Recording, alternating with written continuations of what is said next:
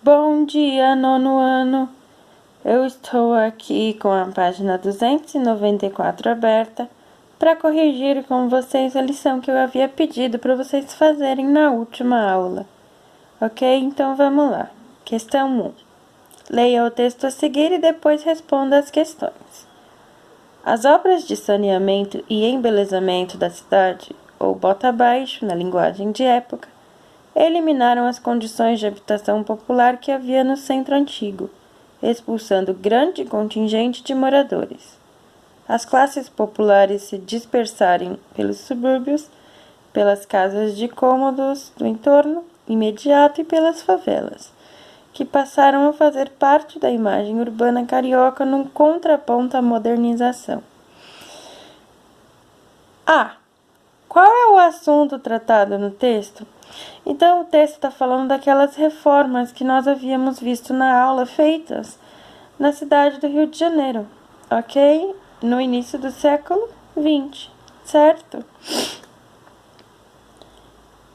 B. Assinale o termo que completa corretamente a lacuna do texto. Depois preencha a lacuna com o termo que você escolheu. Então, sobre o que o tema está falando? Qual que é o tema? Qual foi o nome dado para esse acontecimento? Bota abaixo, ok? A revolta da vacina fez parte dessas medidas, mas o nome geral com que ficou conhecida as mudanças na urbanização da cidade do Rio de Janeiro foi bota abaixo, ok? Questão C. De acordo com o texto, de que maneira as favelas passaram a fazer parte do cenário urbano do Rio de Janeiro? Porque elas representavam um contraponto à modernização.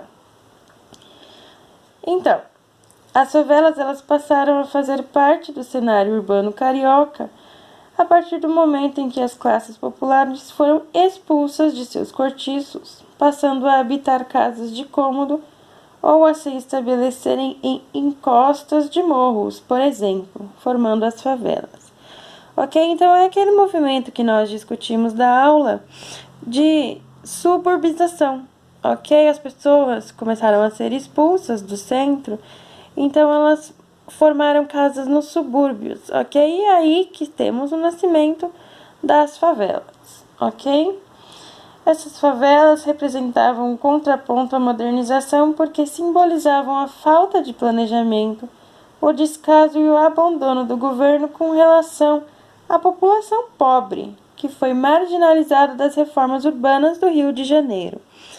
Então, as reformas elas tiveram como consequência o afastamento dessa população para o subúrbio e essa população ficou lá largada, ok? Não havia transporte público, mal havia saneamento, ok? Então, embelezaram, modernizaram o centro e os pobres foram afastados para o subúrbio, ok? E não tiveram a assistência necessária nesse sentido, ok?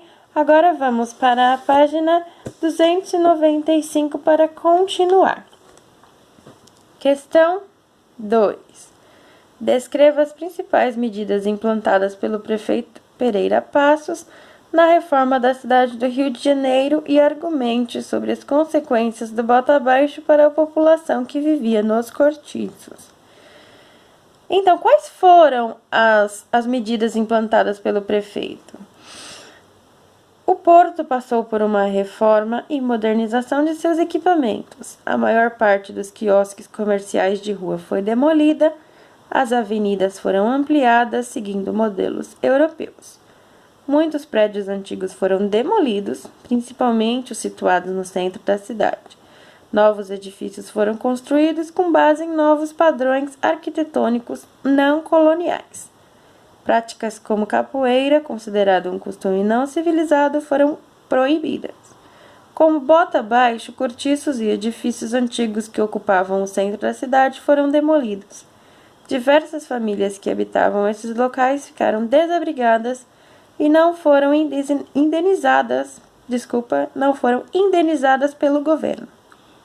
Sem o apoio do poder público, essas pessoas se dirigiram para a periferia da cidade, onde estabeleceram medidas precárias e improvisadas em locais inapropriados, dando origem às primeiras favelas do Rio de Janeiro. Ok? Então, essa questão, ela basicamente resume tudo o que nós vimos, ok? Quais foram as medidas, quais foram as consequências tomadas pelo prefeito do Rio de Janeiro no início do século XX, ok? No processo de modernização da cidade. Questão 3. Observe a charge a seguir, relacione-a com os assuntos que estudamos e responda às questões. O nome da charge, então, é O Espeto Obrigatório. Ela foi publicada na revista Avenida em 1904.